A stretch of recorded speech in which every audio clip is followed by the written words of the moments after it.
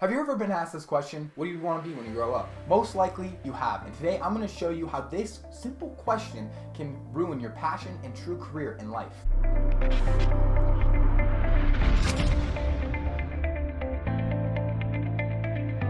Now, when you're asked this question, you're probably young. On average, a child gets this question around 5 years old. I agree that it probably has no ties to what you want to be in life, but most people could probably agree that you said police officer, firefighter, or even doctor. But like me, you probably have the same stress in life, which is what college am I going to go to and what am I going to do leading after high school and after even college. Now, when I was smaller, like in middle school, I thought of this question a lot because I felt like in life, you really have to know where you're going, and to get an early lead is really just awesome. Now, when I started to try new things, I started to enjoy new things, and these are known as hobbies. And a lot of us have them, a lot of us have a lot of them, and really, after a while, some of them would get boring. If you think of a sport turning into a boring thing, like it's your hobby, then you might be referred to as a burnout. Now, don't get caught up by the negative connotation of this word, as it really doesn't have a lot of effect towards it. Now, keep in mind that some really good athletes that I even know myself, all they're doing is just eat, sleep, and playing that sport. So they really have no time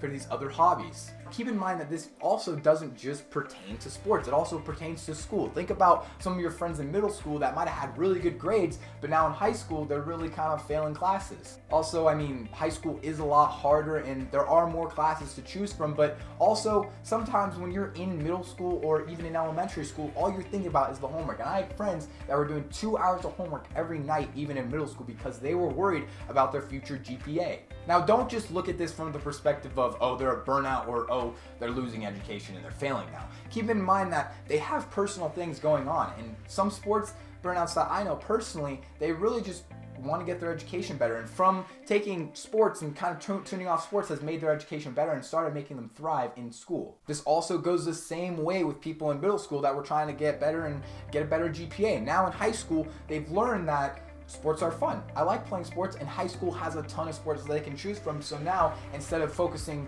totally on their education, now they're trying to get a college scholarship for sports. So just because you're a burnout or something's going wrong in life, there's no negative way to look at this. But I do have one big tip that can help you out with this. This tip is known as balance, and really, it's super simple. Now, let's just take into consideration a personal story of mine. 2 years ago, all I was doing was eat, sleep, and soccer. Now, I wasn't super good at soccer or anything like that, but really, my life started to change from that point on. Now, also, on this personal story, today, I don't practice soccer nearly as much as I did, and I don't practice soccer every day unless it's for a team or unless it's for my school. I'm not saying that I stopped liking soccer. There were just more priorities and different hobbies that I found more important to myself. You could technically say I'm a burnout. I mean, you could technically say any of these people are a burnout, but really, the reality is they're just looking at a different priority in life. Now, I'm also nervous that these new priorities and these new focuses are just going to turn out to be burnouts like the last ones, but this tip of balance will really help you make a more efficient life. So how do you do it? Well, think of your hobbies and write them down. Now, write out the season and the time that these hobbies take place at. Boom, there you go. You got balance right there. Now, if you don't know what I'm talking about, which you probably don't, look at your list again. You can't do all of those hobbies at the same place or the same time. Well, I really don't know, but most of those things you're probably doing too often and too many times. Now, for example, when I played soccer, I would wake up early and work out. But when I got home, I would go straight to practices. Now, there's one thing that I want you to do that's going to make your life a lot easier. If you have a problem, or say it's homework, because that's probably what most of you guys are going to say that you're behind with, put that on your list as well.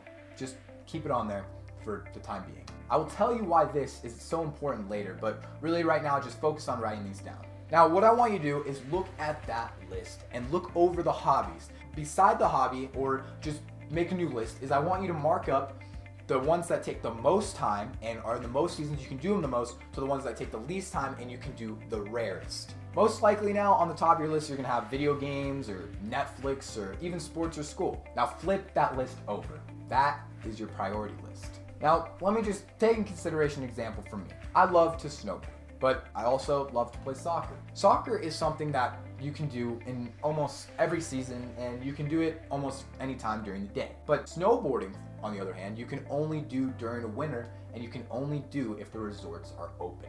So clearly snowboarding has a lot less time that I can do it, and it's a lot more rare for me to do it. So when snowboarding comes around, it's the time to do it. I would much rather go snowboarding and do snowboarding than do something else. Most of you now are probably not going to be like that. You might think that you're going to be like that, but in reality, when that time comes around, you're going to be doing the same normal hobbies and the same normal things. What you have to do is you just have to prioritize that moment. If you can only snowboard in the winter, if you can only snowboard when the resorts are open, then do it when the resorts are open and it's in the winter. You gotta get it done then, and just do it. If you start to do it, it's a hobby of yours and it's fun.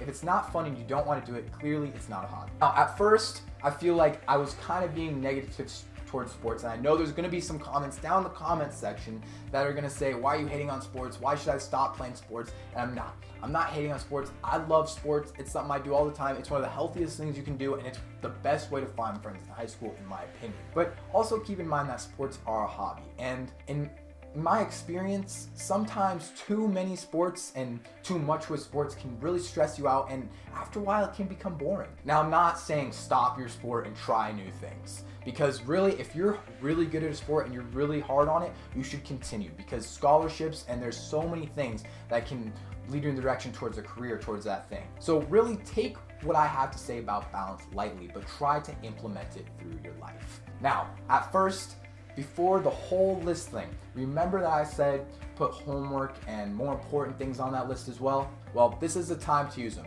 Go back to the list. Now, if you have things like homework or things you have to get done, now's the time to bring them in. So all you're gonna do is you're just gonna put those and write those down at the top of your list. Now, again, with things you're spending too much time on, you're doing too much, put them more on the bottom list. Try to do them a little bit less. Now, this list is actually something personal to me because I used it back when I was in 9th grade. It was something I was taught, and it was something that really helped me look at how my career and the things were gonna shape my life. And it's something that is taught in school, and I mean, a lot of people don't want to do things that are taught in school, but I truly advise you to do this because this list really, it can change you. And if you put things on that priority list like higher up there, such as things you have to be working harder on or more on, such as homework, then your brain automatically, scientifically, is going to start doing those things more just because you're now going to think it's a priority in your life. I understand there are things that you are going to have to doing day by day, night by night, at every hour of the day. But really, you have to look at the balance of life. If you're spending 100% of your life on working, or you're spending 100% of your time on school, or you're spending 100% on your time on sports, you might be thinking you love it, but really, it's ruining you. You need to do something else because really, the time of being away from something you love makes you love it even more. So I hope you guys liked today's little short video.